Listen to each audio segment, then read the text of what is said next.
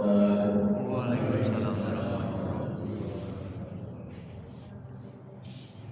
Nahmaduhu wa nusalli wa nusallimu ala rasulihil karim wa ala alihi wa sahbihi ajma'in. Hamidan wa musalliyan wa musalliman amma ba'd. فقد قال الله تعالى في كتابه الكريم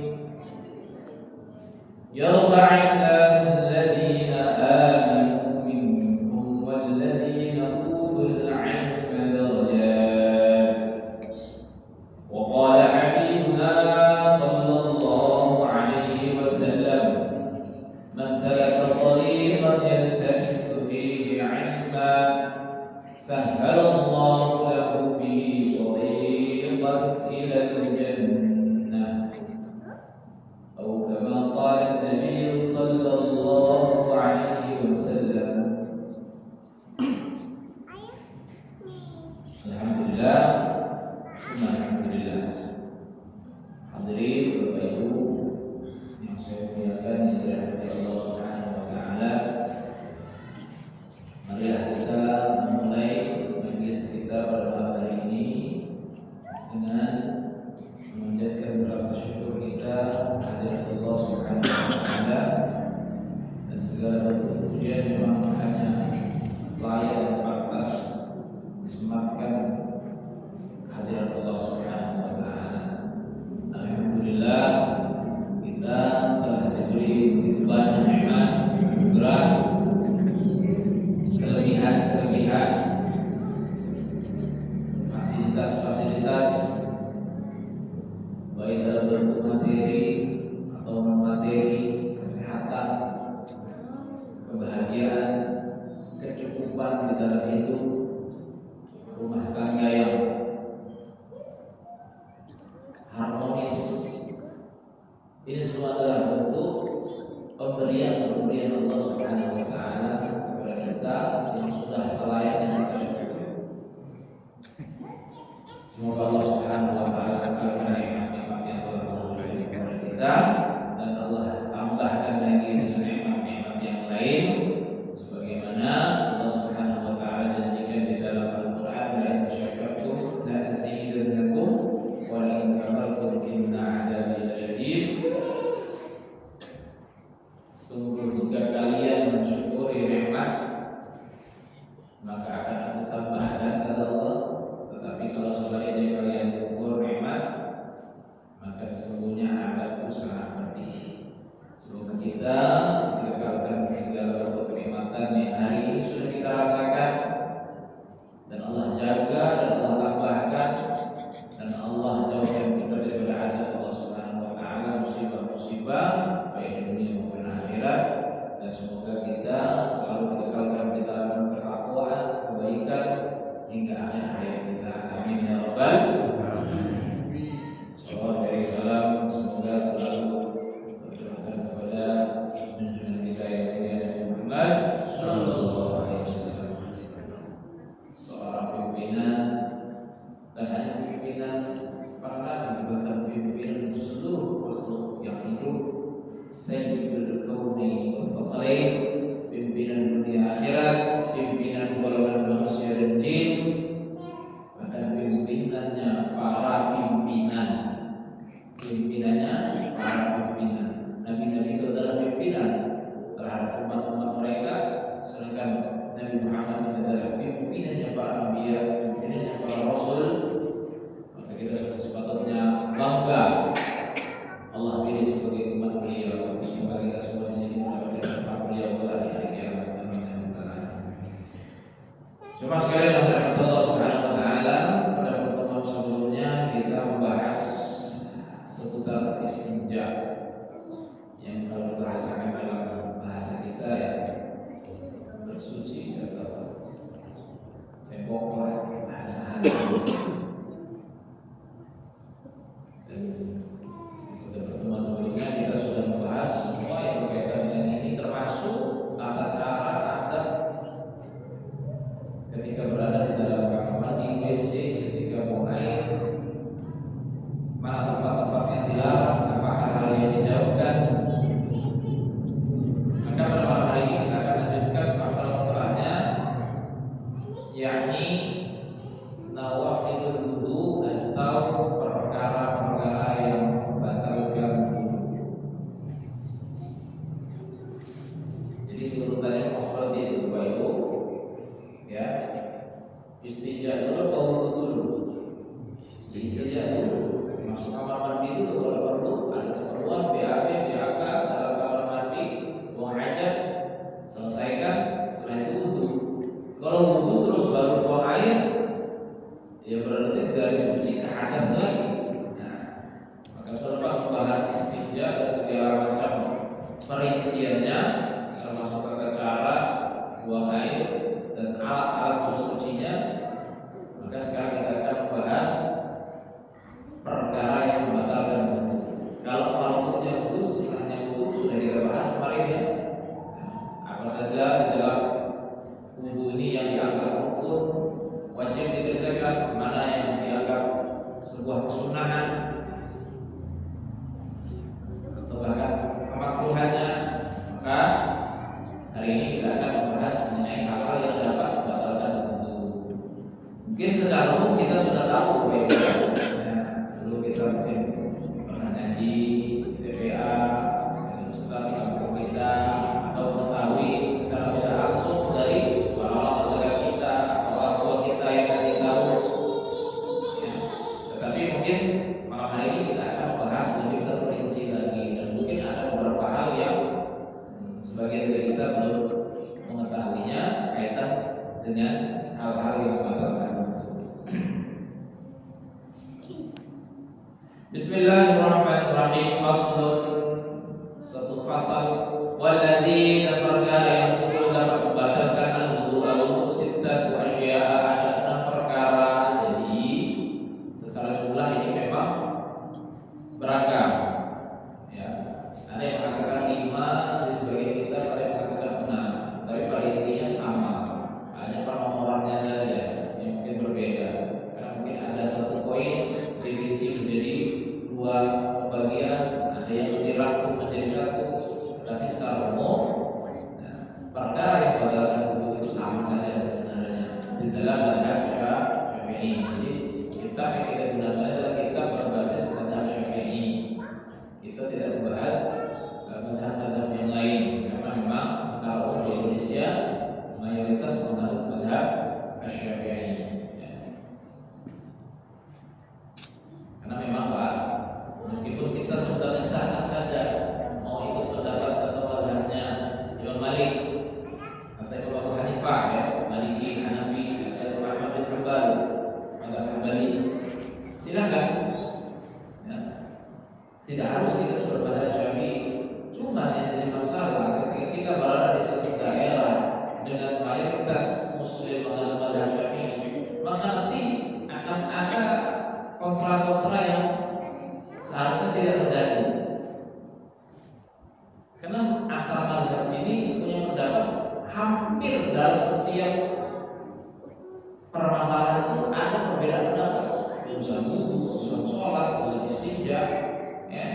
Bahkan di luar masalah ibadah, ya. Urusan jual beli, kita masing-masing ini punya sudut pandang yang berbeda, dan semuanya itu bisa dipertanggungjawabkan. Jadi mungkin bapak-bapak ibu bertanya, ini kok Ustaz ini ngomong begini, Ustaz ini ngomong begini, mazhab ini ada yang mengatakan hukumnya A, kok ini pendapatnya ini mengatakan hukum B. Tidak usah bingung Pak. Justru itulah rahmat buat kita umat. Dengan perbedaan pendapat ini kita bisa memilih mana yang paling relevan, mana yang paling cocok dengan kita. Tentunya dengan catatan tidak dengan unsur tasahul, ambil yang gampang-gampang. Karena ini tidak boleh. Tidak boleh kita ini mencampur adukan mazhab.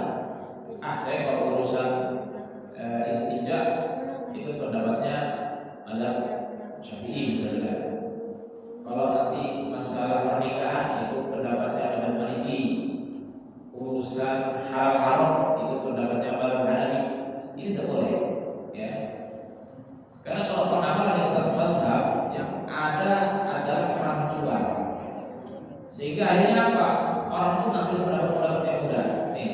spill sedikit, saya kasih sedikit beberapa pendapat di luar mazhab Syafi'i. Dalam mazhab Maliki, pendapatnya Imam Malik bin Anas, itu menikah tidak perlu ada wali. Kita berdengar sebagai apa?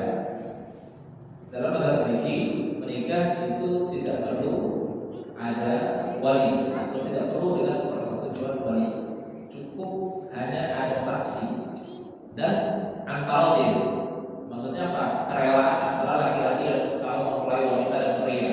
Tentunya kalau salah satu terpaksa tidak bisa. Ada saksi, kemudian atas kerelaan dari masing-masing calon, nggak ada wali, nggak masalah karena bukan bagian dari hukum dalam mazhab Maliki. Dalam mazhab Hanafi harus ada wali, harus dengan persetujuan wali, tapi tidak perlu ada saksi. Sebaliknya, sedangkan dalam mazhab Syafi'i dua-duanya diwajibkan. Perlu ada saksi dan harus ada dihadirkan walinya dan persetujuan wali. Nah, kalau kita ini ngambil nyangkut sana, saya urusan wali ikut mazhab Maliki, urusan saksi ikut mazhab Hanafi. Akhirnya apa? Orang nikah udah gaya sewa PSK. Maaf, nggak pakai wali, nggak pakai saksi. Kan menurut Maliki, mazhab Maliki nggak perlu wali. Saya ambil pendapat ini. Dan menurut Imam Abu Hanifah, mazhab Hanafi nggak perlu saksi. Saya ambil pendapat urusan saksi. Dikumpulkan. Akhirnya apa? Orang nikah nggak pakai wali, nggak pakai saksi. Waduh, udah kayak transaksi pekerja tuna susila bahasa halusnya, bahasa kasarnya nanti. Nah ini bahaya. Itulah pentingnya kita ini mengambil satu pendapat. Kecuali dalam kondisi terdesak, ya, kita bisa mendapatkan mazhab yang lain. Seperti contoh, mungkin sebagai bapak ibu ada yang sudah pernah haji atau umroh, ya kan? Di sana, di daerah Saudi sana, mayoritas menganut mazhab Maliki. Dan memang yang paling tepat dengan kondisi di sana itu ya mazhab Maliki. Kenapa? Salah satu alasannya, salah satu contohnya, urusan batal atau tidaknya wudu. Nah, ini kan masih berkaitan dengan masalah yang kita bahas.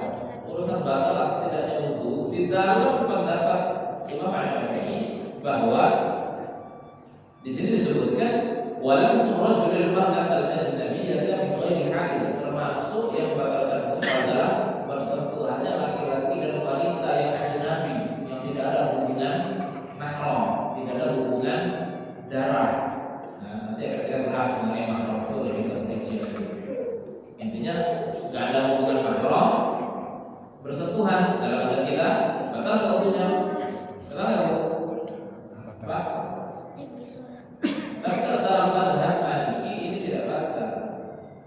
Loh kok bisa? Yang benar yang mana? Dua-duanya benar.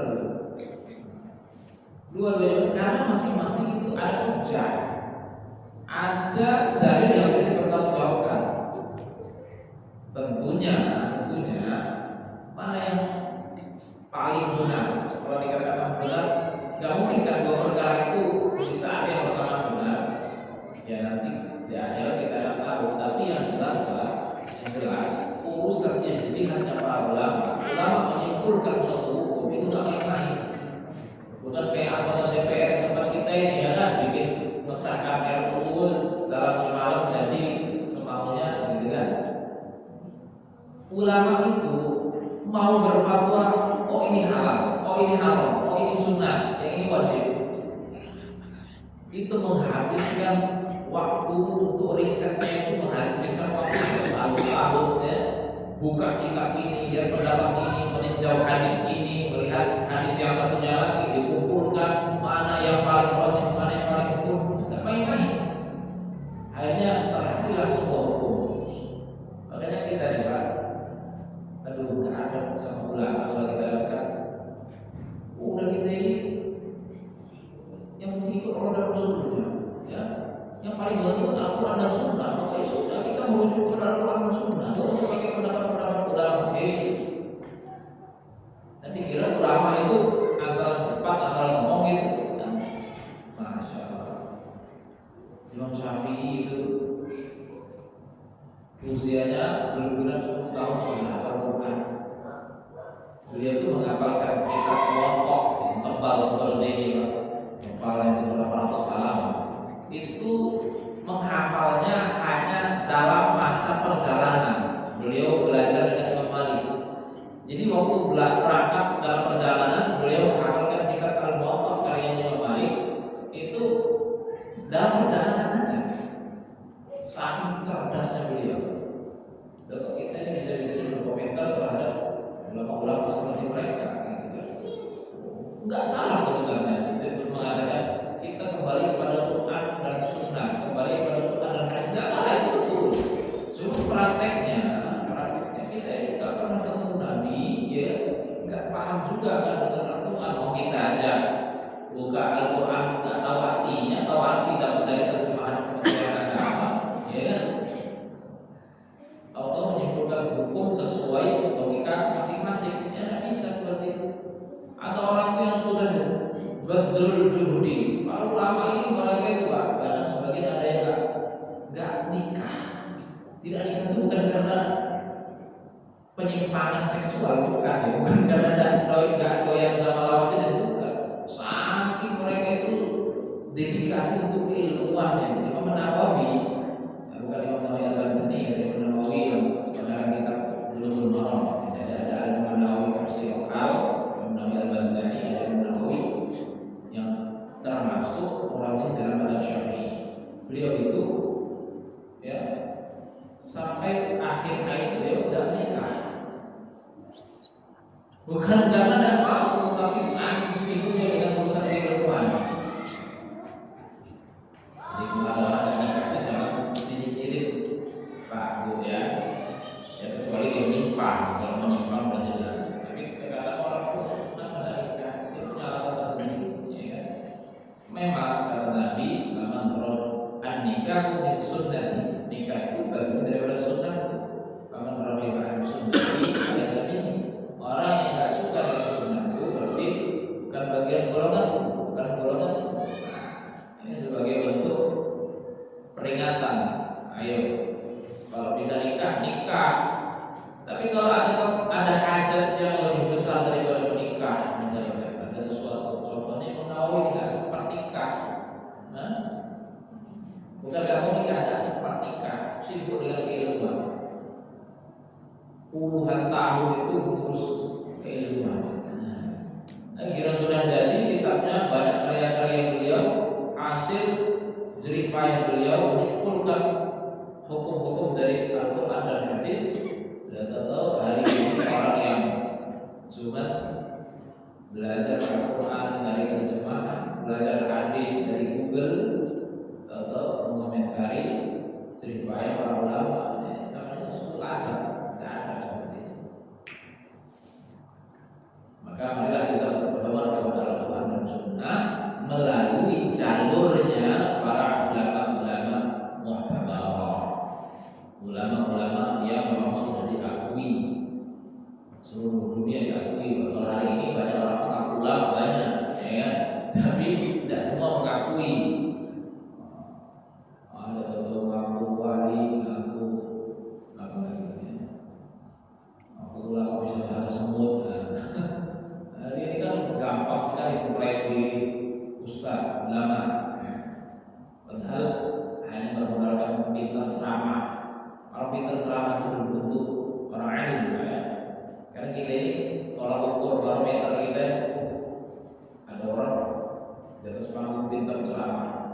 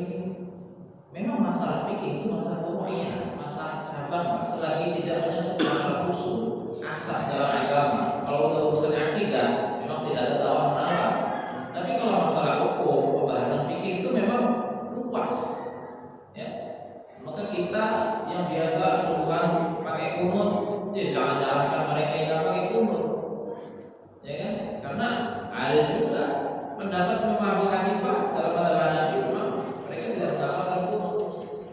Ya kan? Ada yang satunya jahar zikirnya, yang satunya sir, itu jadi bahan omongan. Gimana? Yang benar yang mana? Benar semua. Ada dalilnya. Yang nggak boleh itu apa? Merasa paling benar. Ya, ada itu untuk itu. Ya, ada yang paling soleh, pendapat yang paling unggul ya tidak ada. Nah itu. Karena kita ini punya pendapat tuh merasa klaim pendapat kita paling benar. Nah itu yang tidak boleh. Masing-masing itu ada konsepnya. Nah, karena sebagian orang, sebagian hukum seperti itu. Merasa dia sudah menjadi menyalahkan orang lain. Ya, kita nggak usah ikut-ikutan. Ya, kita nggak usah ikut-ikutan. Ya, semua ada dasar. Ada dasar. Allah Allah. Bismillahirrahmanirrahim. Tadi sudah disebutkan ya ada 6 perkara yang membatalkan wudu. Apa saja? Ma kharaja minas sabilaini, perkara yang keluar dari dua jalan. Dua jalan maksudnya kubur dan dubur ya. Kubur dan dubur, arah depan arah belakang ya. Kencing, kalau dari depan kan buang air kecil ya, kalau dari belakang ya buang air besar atau buang angin atau apa saja. Makanya di sini lafaznya itu umum, apa saja yang keluar. Kalau keluar biji salad batal nggak? Ya batal. Mentang-mentang yang keluar ini kok bukan kotoran misalnya. Termasuk apa? Ada orang sakit kencing batu misalnya, karena keluar itu kristal. Misalkan dia keluar kristal tanpa dibarengi dengan air kencing sama sekali, apakah juga batalkan itu? Batal. Jadi ini sifatnya mutlak. Semua perkara yang keluar dari jalan depan, jalan belakang, baik itu kamal ada sebagaimana hukumnya orang pijat atau kencing, ataupun yang al-nadirah, ataupun yang langka, yang nggak biasa. Anak kecil misalkan kan biasanya keluar, ya mungkin orang dewasa juga. Mungkin bapak makan durian, selang durian masuk biji durian, keluar masuk utuh itu biji durian. Apa batal nggak? Ya batal. Tetap batal. Jadi perkara yang keluar dari arah depan arah belakang. Kemudian yang kedua, wadau ala ghairi hayatil mutamakkin, wadau dan tidur ala ghairi hayatil mutamakkin, tidur yang tidak keadaannya tidak menempati tempat yang acak, tempat yang apa ya, mutamakkin ini sesuatu yang menetap, tidak berubah-ubah. Nah, ini perlu kita bahas lebih dalam. Mungkin hari ini sebagian menganggap pokoknya wudu ya batal, wudhunya batal. Lihat dulu tidurnya bagaimana. Nah, jadi tidak semua orang tidur pasti batal wudhunya. Ya, jadi ini ada peluang, ada kemungkinan orang tidur tapi nggak batal wudhunya. Nah, mungkin sebagian jadi kita bahas ini. Wadau bukan tidur mutlak ya, kalau tidur apa saja tidak, tapi tidur yang membatalkan itu adalah tidur yang tidak menetap. Maksudnya bagaimana? Jadi begini, posisi tubuh kita ini ya, posisi tubuh kita ini kan ada namanya lubang depan, lubang belakang, kubur dan dubur. Nah, kalau posisi kita tidur dalam keadaan tempat bokong kita ini, lihat kalau dalam bahasa Arab ya, tempat keluar itu tidak menetap di atas apa namanya tanah atau permukaan bumi, tidak apa namanya bahasanya apa ya? Duduk seperti ini Pak, ini namanya mutamakkin. Ya, mutamakkin. Nah kalau tidur kan nggak mungkin. Terletak maksudnya, ini terletak. Jadi ada kondisi di mana orang itu tidur tapi bentuknya nggak batal. Bagaimana? Gambarannya adalah seperti kita duduk seperti ini, kemudian tidur. Pernah lihat orang tidur duduk begini dulu? Pak? Ya. Kalau posisi dia mutamakkin dalam artian dia tidak berubah posisi dia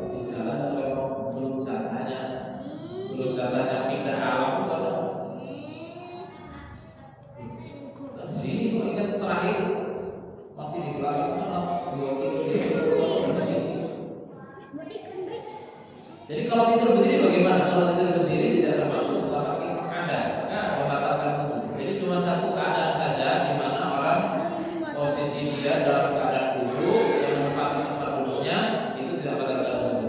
Di luar daripada posisi seperti itu maka wudunya batal. Tidur berdiri, tidur nungging, tidur terlentang, lumpuh itu semua wudunya batal. Tapi kita harus bisa juga membedakan Bapak Ibu Jemaah sekalian antara tidur dengan ngantuk. Ini kan beda. Apa sih bedanya tidur sama ngantuk? Ya, apa bedanya tidur sama ngantuk? Kalau udah aku jelaskan, jadi kalau tidur dalam bahasa naum, kalau ngantuk dalam bahasa nu'as. Nu'as itu ngantuk. Bedanya adalah antara tidur dengan ngantuk. Kalau mengantuk itu kesadaran itu tidak hilang seutuhnya, ya, dia masih mendengar sayup-sayup orang di sampingnya, ya kan, mendengar, jadi hanya begini, atau mungkin dia tidur terlentang, matanya merem, tetapi kesadarannya itu nggak hilang penuh, gitu. Dia masih mendengar suara orang-orang sampingnya ngobrol gitu, cuma karena dia ngantuk tadi jadi nggak tahu apa yang dibicarakan, ini namanya ngantuk. Kalau seperti itu nggak batal wudunya. Ini kita alami masing-masing. Misalnya lekaran, menteni obat, merem karena ngantuk ya. Tapi ya saya terdengar orang kanan kirinya suara orang puji-pujian, ya. Belum sampai hilang total kesadaran dia, itu ngantuk. Maka dalam keadaan seperti ini wudunya nggak batal, belum batal. Ya, jadi dianggap batal itu ketika dia sudah tidur yang sampai hilang kesadaran utuh, ya. Bisa dibedakan Pak ya? Nah itu beda. Jadi yang pertama yang membatalkan wudu adalah keluar dari sesuatu dari dua jalan, depan belakang, itu biasa yang keluar atau sesuatu yang langka keluar, kemudian tidur yang tidak menempati tempat duduknya apapun posisinya sampai hilang kesadaran, itu juga membatalkan. Kemudian wazawal aqli, dan hilangnya akal atau hilangnya kesadaran bisukrin disebabkan mabuk atau maradin ataupun sakit. Nah ini hilang akal secara umum. Kalau tadi itu kan hilang akal, hilang kesadaran karena ngantuk, karena tidur, ya, itu batal. Termasuk juga zawal aqli, hilang kesadaran atau hilang akal disebabkan mabuk. Nah, mabuk ini ada dua kemungkinan. Ada kalanya mabuk yang sifatnya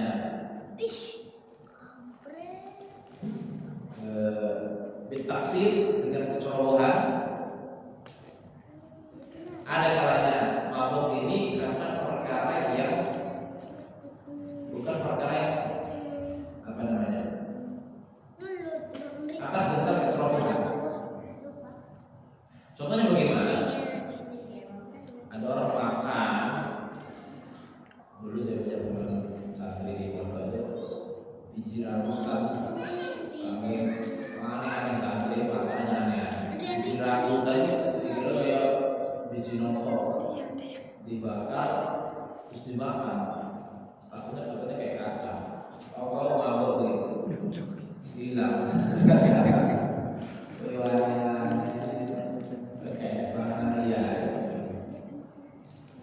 Nah ada yang seperti itu. Ada yang mabuk itu memang atas kecerobohan, yang mabuknya dilarang, ya, minuman keras, arak, anggur dan semacamnya, atau yang termasuk anggur, lem air, isek, ya, gitu ya. Itu kan bisa hilang akal, ya, bisa hilang akal. Jadi jangan dianggap mabuk itu ya cuma minum anggur, tuak dan semacamnya. Sekarang tuh versi mabuk zaman sekarang tuh ada aneh-aneh. Saya pernah tahu ada orang tuh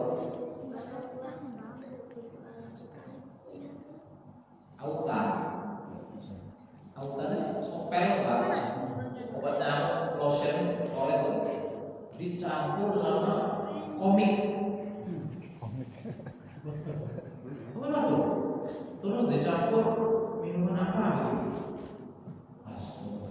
itu bisa lepas itu.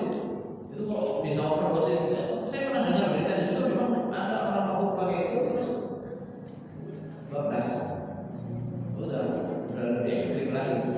Aneh sekarang. Nah, mabuk seperti itu intinya hilang akal sebab mabuk, baik itu dengan adanya kecerobohan atau tidak, maka itu membatalkan wudu. Urusan membatalkan wudu batal, tapi urusan dosa, kalau yang kayak mabuk karena makan biji rambutan dia ada dosa, kan niatnya mabuk karena itu karena apa istilah bahasanya kayak keracunan lah. Orang keracunan terus mau mabuk itu maksudnya mabuk kecubung. Itu nggak tahu kecubung itu memang bukan bikin orang ini tidak sadar. Kita cuma bahasa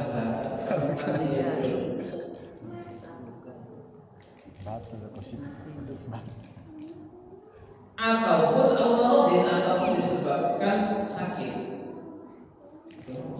demam tinggi itu kan biasanya imajinasinya sampai kemana-mana. Insya Allah kita semua hampir pernah merasakan sakit perasaan kayak di dalam ruangan yang aneh-aneh. Ranyam. Kalau apa bahasanya?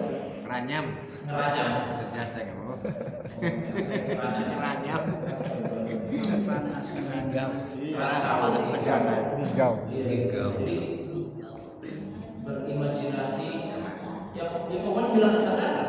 Orang sakit sampai seperti itu biasanya karena suhu badan melampaui suhu normal, lewat batas tingginya. Biasanya aneh-aneh lah bahwa anak yang dilihat apa ya kayak dia seolah-olah di dalam air dan itu berarti sudah hilang akal. Nah, meskipun dia tidak tidur tapi sampai hilang akal, hilang kesadaran karena sakit sama wudunya juga batal. Jadi intinya kesimpulannya hilang kesadaran itu entah itu sebab tidur, mabuk, sakit. Kalau hilang kesadaran wudunya batal.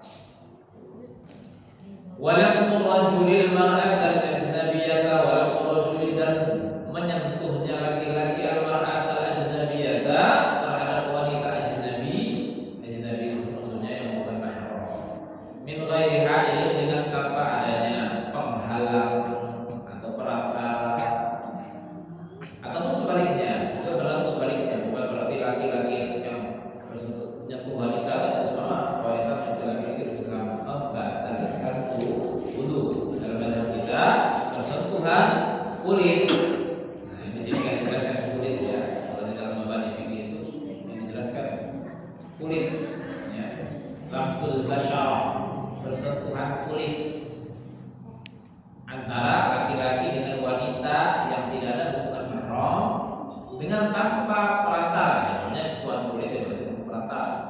Maka berbeda halnya kalau memang bersentuhan itu misalkan seperti ini perempuan ini laki-laki ya nyentuh tapi ada penghalang baju, pakaian, misalkan sorban dan semacamnya itu tidak batal. Nah yang dianggap batal itu apa? Bersentuhan kulit dengan kulit lamsul basyarah ini membatalkan. Termasuk bersentuhan suami dan istri. Kecuali dulu mahram bukan? Suami terhadap istri, istri terhadap suami itu mahram bukan? Mahram. Bukan mahram Pak. Berarti dia cerai nikah. Mahram itu apa? Mahram itu artinya dari kata muharramah, orang yang haram dinikahi. Dan sampai nikahi mencuri berarti enggak haram kok. Berarti bukan haram.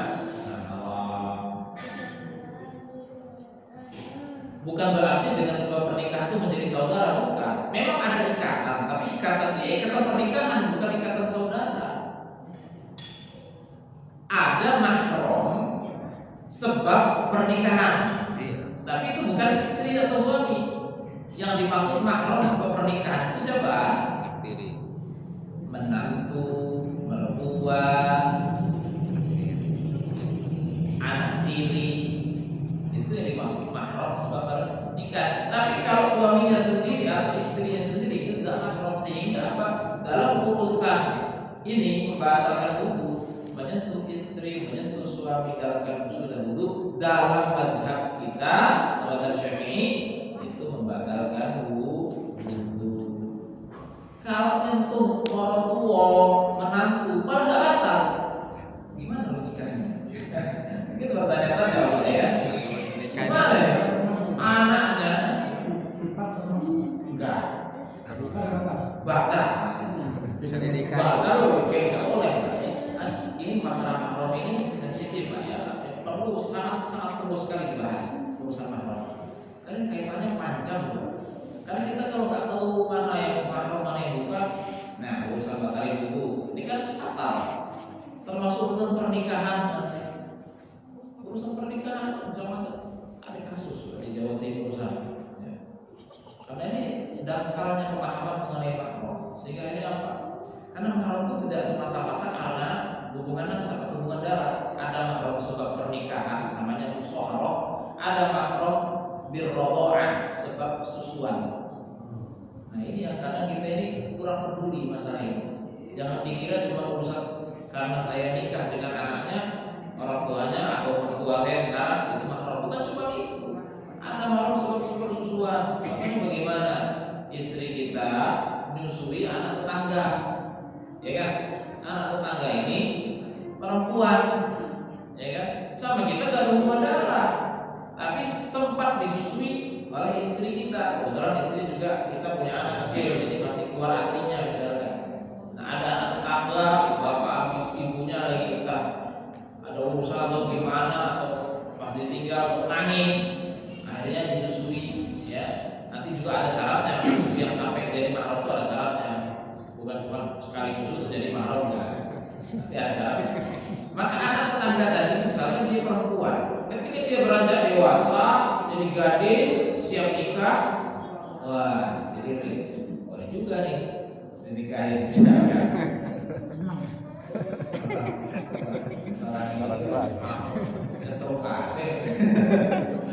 Lah boleh nggak?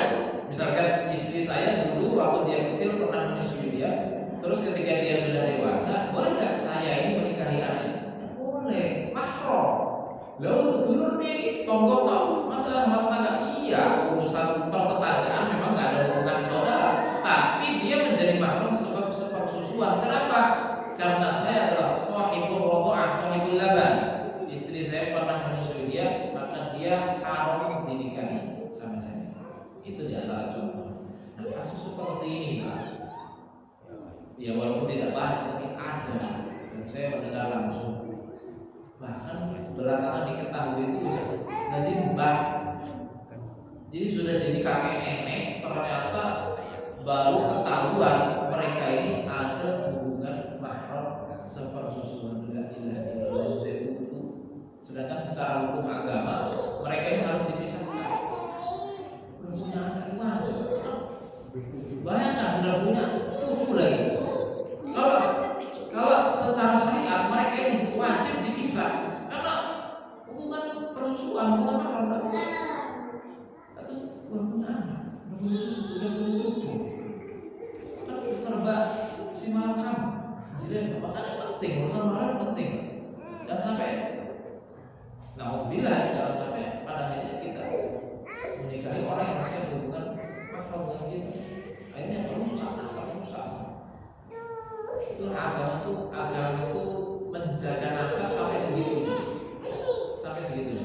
Makanya nanti akan kita bahas urusan menikah nanti ada pembahasannya sendiri. Karena kalau Islam ini membolehkan laki-laki menikahi lebih dari satu wanita, tapi tidak sebaliknya. Pada ada orang, wah nggak adil, anak iso poligami, oh itu nggak iso duwe bojo loro, atau bahasa ilmiahnya poliandri. Ya. Kalau laki-laki menikah lebih dari satu wanita namanya poligami. Kalau wanita menikah lebih dari satu laki-laki namanya poliandri. Yo rusak apa bu? Bagi anak sosok, lakinya ada dua.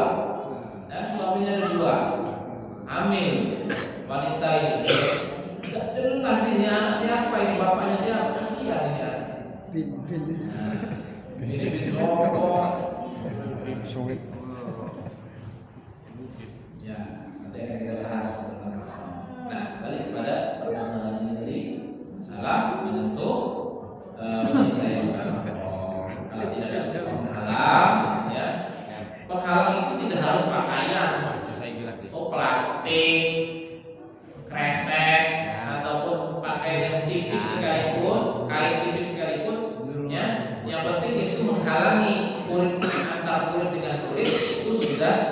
bisa menjadi alasan tentunya nggak batal. Jadi yang betul-betul batalkan itu memang betul-betul kulit ketemu kulit. Maka dalam hal ini disimpulkan bahwa kalau kulitnya nggak ketemu kulit maka nggak batal. Termasuk rambut, bulu-bulu lah, bulu mata, jenggot. Udah wudu nih suaminya, ya mau berangkat ke masjid, istrinya pegang-pegang jenggotnya. Batunya rata-rata nggak, karena bukan kulit. Atau untune, tekel untune oleh orang batal. Orang sholat tekel untune. Kuku termasuk kuku. Ya, jadi ini penting Pak ya, Bapak Ibu dan sekalian penting. Ini kaitan dengan hukum akal ini urusan ini penting. Jadi misalkan suami dalam keadaan sudah ada wudu, sudah suci, membelai rambut istri tidak masalah. Rambut loh ya, jangan kemana-mana belainya. Nah, rambut tidak masalah, maksudnya tak batalkan wudu. Tapi nantilah sholat wudu nanti belai-belai nanti. Tapi kalau seandainya membelai kan kulit bertemu dengan rambut berarti ya, rambut itu kulit bukan? Kecuali istri yang botak beda. Istri yang botak adalah batal yang salah. Kalau yang pegang rambut, nah, pokoknya bulu-buluan lah ya, alis, kumis, jenggot, macam-macam. Mungkin kayak ujungnya ada istri yang punya bulunya. Tapi ada luar negeri bule-bule sebagai wanitanya itu tubuh bulu yang kuat itu ya, karena mungkin hormonnya beda ya, mungkin seperti itu. Tapi intinya seperti itu. Jadi kalau tidak kulit ketemu kulit itu tidak batal. Yang membatalkan kulit bertemu kulit dan dengan catatan itu bukan mahram. Maka kalau mahramnya seperti ibunya,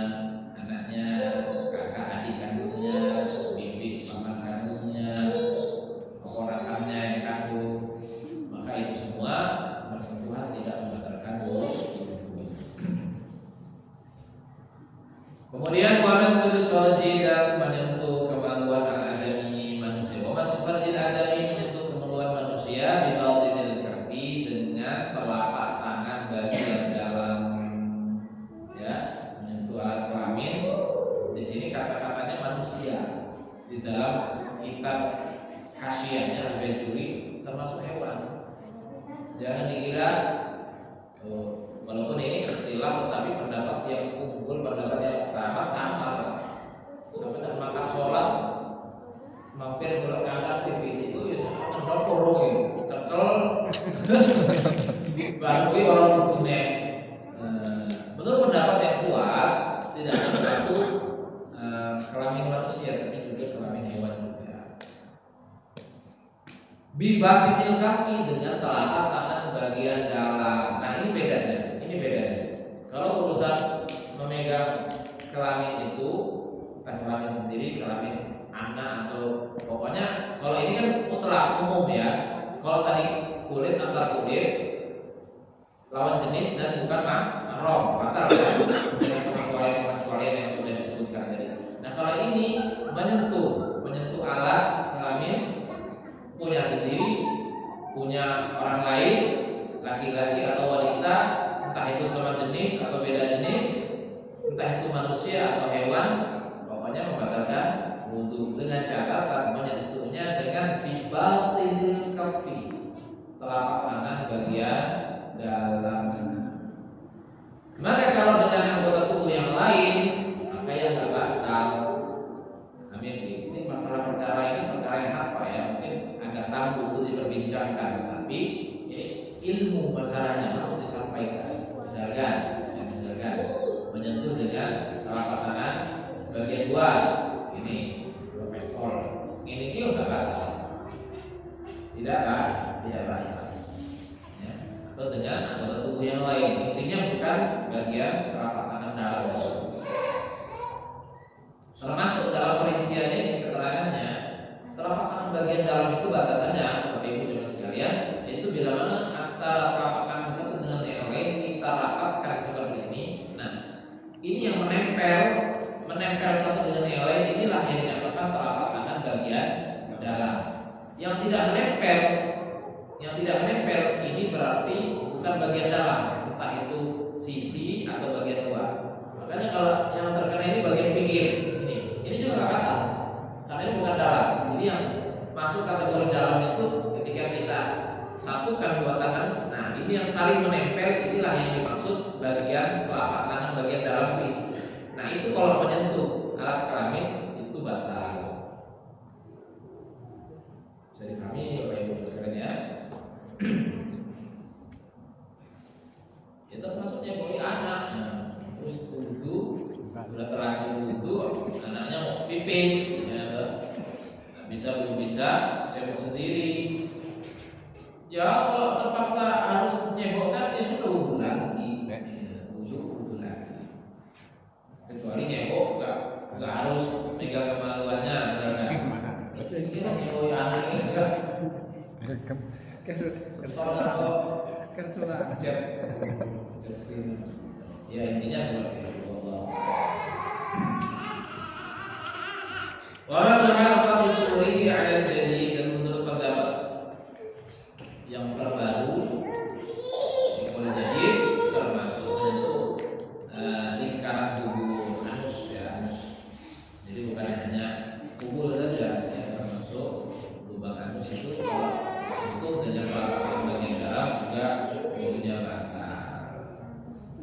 Wallahu a'lam. Ini adalah beberapa poin-poin atau beberapa hal yang dapat membatalkan wudu. Kalau itu terjadi, kalau itu kita lakukan, maka berarti wudu kita batal. Harus bersuci lagi kalau ingin sholat, memegang mushaf dan sebagainya. Wallahu a'lam. Sampai di sini mungkin ada yang ditanyakan, Bapak Ibu sekalian. Apa yang kaitan dengan bab yang kita bahas atau dua? Ini jelas saudara seksual itu kalau sama saudaranya lagi ya masih saudara juga ya? Tidak. Misalkan yang baru usul ini anak pertama, terus sama keduanya enggak? Langsung kasih gambaran aja, biar ada. Kalau kayak gini kan secara teori jadi nggak semua orang paham. Saya pakai contoh dari saya punya istri. Saya punya istri saya menyusui anak perempuan, ya, anak perempuan. Maka anak perempuan itu boleh nggak saya nikahi? Nantinya misalnya setelah dia beranjak dewasa, misalkan lahir nikahi, terus boleh nggak secara hukum agama anak itu boleh nggak saya nikahi? Bukan saudaranya, bukan saudara gak ada hubungan darah, tapi pernah disusui oleh istri saya, boleh nggak nikahi? Tidak boleh. Nah, artinya gimana? Maksud saya antara anak ustaz dengan anak orang itu gimana? Oh jadi begini gambarannya. Tapi saya jelaskan dulu ya, ini saya selesaikan dulu ya. Nah, misalkan anak yang dulu pernah disusui istri saya misalnya, dia punya ayu atau punya adik ayu lah soal ayu ya. Kalau anak itu memang nggak boleh dinikahi. Kalau ayunya gimana? Nggak apa-apa. Jadi kalau mahram seksual ini nggak berentet, nggak berimpact, tidak merambat ke jalur nasabnya si anak tadi enggak, ya. Nah, hanya dia saja. Nah, sekarang yang dipertanyakan itu begini, saya ya namanya istri saya menyusui berarti hampir mustahil lah secara logika wanita itu mengeluarkan ASI yang biasanya punya anak, ya kan? Wanita masih mengeluarkan ASI biasanya karena dia punya anak. Sangat jarang sekali ditemukan kasus ada wanita yang punya anak kecil, anaknya udah bucang-bucang semua, kok masih keluar ASI-nya? Sangat jarang sekali, ya, hampir mustahil. Berarti kan biasanya punya anak. Nah, ini permasalahan begini. Saya punya anak, ya, hasil pernikahan dengan istri menyusui anak orang lain. Anak saya laki-laki misalnya, anak yang disusui oleh istri saya adalah wanita. Nah, sekarang yang dipertanyakan adalah nantinya misalkan kedua anak ini tumbuh besar, anak saya dewasa, anak yang pernah disusui istri saya jadi dewasa. Apakah nantinya anak saya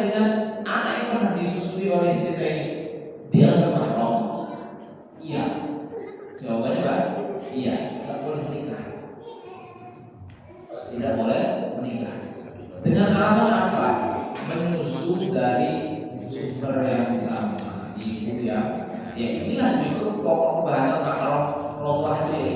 Sepersusuan itu bukan berarti begini, bukan berarti bisa dimaknai juga begini. Saya punya istri menyusui tetangga ada dua, ya, anaknya Bu Dewi dengan anaknya Bu Putri, ya, tetangga kanan tetangga kiri, sama-sama punya anak, istri saya juga punya anak, misalkan contohnya. Kebetulan dua-duanya ini gimana ceritanya lah, akhirnya disusui oleh istri saya. Misalkan lagi main, atau ibunya lagi keluar ASI, misalkan. Jadi dua-duanya disusui oleh satu ibu yang sama, kemudian bukan anak saya, anaknya Bu Dewi laki-laki, anaknya Bu Putri perempuan, ya, dua-duanya pernah disusui oleh istri saya. Ketika beranjak dewasa, boleh nggak mereka ini menikah? Sama, tak boleh. Jadi sepersusuan itu maksudnya ada kalanya anak kandung si ibu susu dengan anak orang lain yang pernah disusui oleh si ibu, ataupun dua orang yang sama sekali tidak ada hubungan persaudaraan, tidak hubungan darah, menyusu dari ibu yang sama. Ini kedua kasus ini sama, tidak boleh menikah karena dianggap mahram sepersusuan. Cuma memang di negara kita ya, kita khususnya Bapak memang bukan menjadi satu tradisi ya, menyusu ke selain ibu itu seperti itu. Ada, tapi memang sangat jarang dan berbeda di kalangan orang Arab. Apalagi misalnya baginda Nabi, tahu Nabi itu punya ibu susu namanya Halimah Sa'diyah. Bahkan bukan cuma Halimah Sa'diyah, beliau juga pernah disusui oleh siapa? Thuwaibah al-Aslamiyah. Jadi yang masyhur, yang kondang nih Pak ya, ibu susu Nabi Halimah Sa'diyah dan Thuwaibah al-Aslamiyah. Karena apa? Memang tradisi di zaman itu dan hari masih berlaku juga ya di dalam Arab. Biasa anak itu disusui oleh selain ibu kandungnya itu biasa. Makanya hal ini akhirnya dibahas di dalam bahasa fikih. Kalau di negara kita mungkin nggak terlalu apa ya? Karena bukan tradisi ya, jarang ya. Ada tapi nggak banyak. Amannya dia orang. Tapi kalau anak mereka gimana? Yang saudara sepupuan tadi setelah berumah tangga masing-masing punya anak, boleh besaran enggak? Saudara sepersusuan Punya anak masing-masing, buat besaran boleh enggak? kalau besaran nggak apa-apa. Apa? Saya ini punya anaknya Pak, makanya waktu begini. Saya punya ini keluarga yang begini. Besaran dan mahram ya. Ke bawah lagi ya, ke bawah lagi. Makanya saya bilang urusan mahram sepersusuan ini tidak benteng, tidak merambat kemana-mana. Kalau merambat kemana-mana, wah, Santai. wah, ekol, banyak sekali yang sesuai. Jangankan mahram sepersusuan, mahram urusan sedarah saja itu pun kalau begini Pak, rumus mahram sedarah, mahram nasab namanya. Rumusnya itu masih ada hubungan mahram itu ketika ke samping, ke bawah, atau ke atas terus, atau ke bawah terus.